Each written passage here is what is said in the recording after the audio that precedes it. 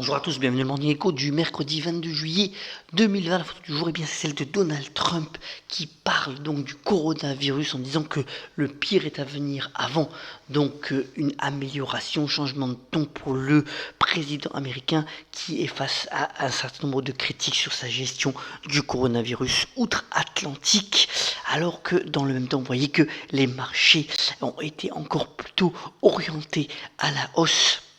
C'est surtout vrai pour les valeurs cycliques. On va y revenir dans un instant.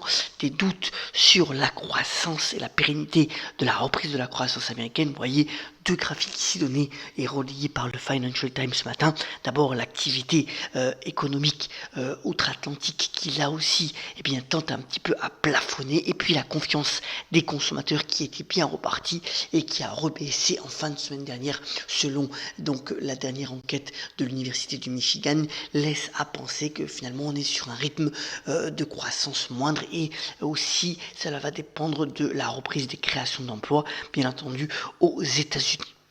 Autre point aussi en termes de valorisation relayé par les Échos cette fois-ci ce matin, bien entendu, on le sait, les valorisations sur les valeurs technologiques sont quand même très élevées. Quand on regarde le graphique de gauche, les valorisations du Nasdaq par rapport au marché global, le SP500, on est sur un niveau de cherté assez significatif des valeurs technologiques américaines. Vous voyez que quand on regarde l'écart sur les dernières semaines, il est quand même assez probant, notamment entre le Nasdaq et soit le SP500, soit le Dow Jones. C'est encore plus probant. Donc il va y avoir peut-être un rattrapage des valeurs cycliques. C'est encore à démontrer dans les prochains jours.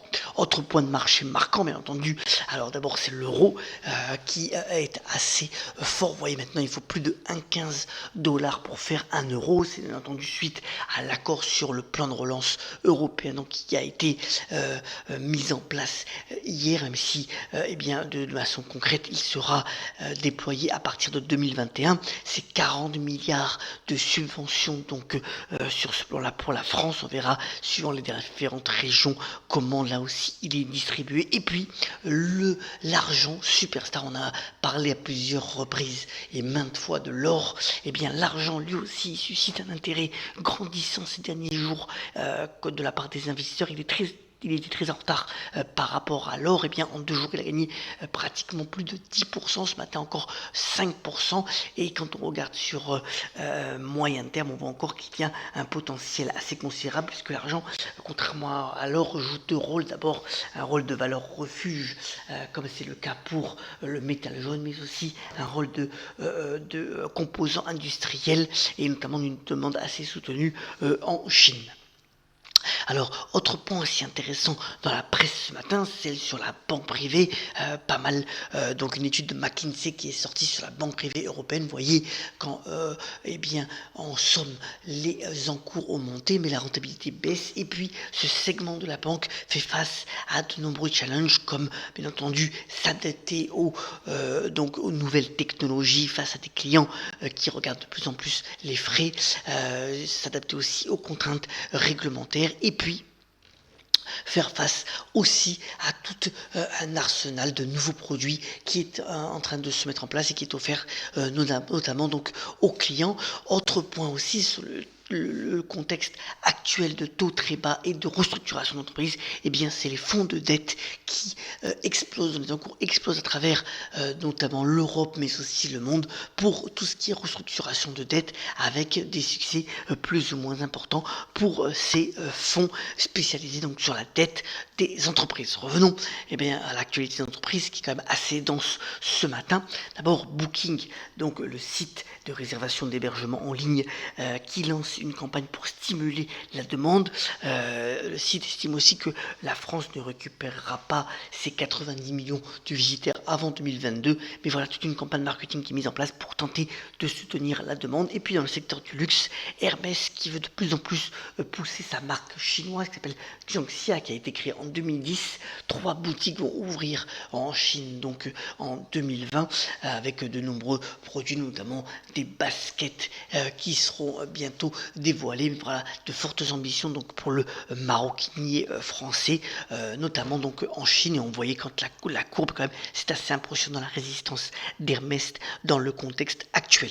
On a eu donc des résultats après la clôture. Alors au niveau des semi-conducteurs, c'est plutôt bon pour Texas Instruments avec finalement un résultat meilleur que prévu, mais aussi des perspectives assez réjouissantes. L'action a gagné plus de 2% en après-bourse. En revanche, pour le réseau social Snap, les revenus sont en baisse, les dépenses sont en hausse, même si, eh bien, sur un an, quand même, Snap, le réseau social, a engrangé 35 millions donc d'abonnés supplémentaires. Ça fait 238 millions d'abonnés actifs donc sur son réseau. Vous voyez que l'action a perdu plus de 9% en après-bourse, mais elle avait quand même beaucoup gagné ces derniers temps.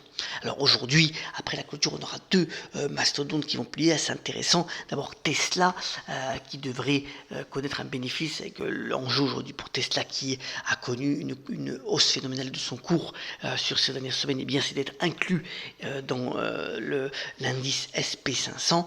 On verra ce qu'il en est donc des résultats. Et puis Microsoft, qui pèse aujourd'hui 1500 milliards de dollars, va lui aussi publier les résultats. Les analystes sont assez confiants sur la possibilité pour Microsoft de battre le consensus, même si eh bien, sa filiale LinkedIn a licencié un peu moins de 1000 salariés hier, 6% de sa task force face au contexte actuel, et ça c'est toujours un peu paradoxal.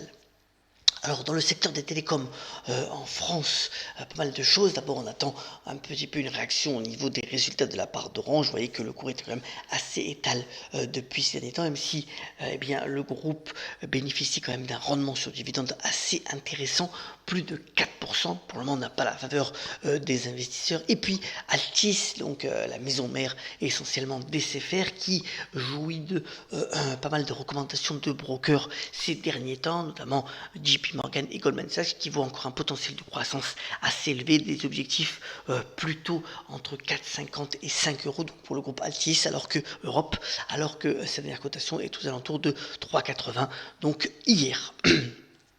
Ça bouge pas mal pour Alibaba et Jack Ma. D'abord, eh bien, Alibaba veut véritablement lancer de manière plus significative AliExpress en s'appuyant donc sur des influenceurs et pas mal de programmes en live. C'est toute une stratégie qui a été mise en place en Chine et qui devrait voir son activité augmenter notamment en Europe. Vous voyez que l'action Alibaba est tout proche de ses records historiques. Et puis surtout pour Jack Ma, eh bien, c'est la prochaine IPO donc mise en bourse de la filiale Ant, c'est la filiale donc financière avec les paiements, mais aussi donc la gestion financière et le microcrédit. Ça devrait être coté à la fois à Singapour et à Hong Kong avec une valorisation qui devrait atteindre plus de 200 milliards de dollars dès sa première cotation, et donc l'IPO est imminente. On est mercredi, donc voilà une sélection de films. Alors deux films qui ont plutôt un profil de thriller. D'abord Madré, là on parle dans un thriller psycho-éprouvant avec une séquence d'ouverture qui dure plus de 10 minutes et qui est assez incroyable de la vie des critiques. Et puis Lens of Murder, c'est l'adaptation allemande de la Isla Minima. Là aussi on parle de la disparition de deux ados au sein de l'Allemagne réunifiée, une affaire assez sordide mais qui est interprétée apparemment de manière magistrale par les deux inspecteurs qui vont mener l'enquête. Voilà donc pour l'essentiel de l'actualité quand même assez dense. On termine ce Morning Echo comme d'habitude par la citation du jour en rendant hommage au grand académicien et historien Alain Decaux, qui avait notamment déclaré: le théâtre est né de l'histoire, mais l'histoire doit-on au théâtre. Très bonne journée à tous, on se retrouve très prochainement pour un nouveau Morning Echo. À très vite.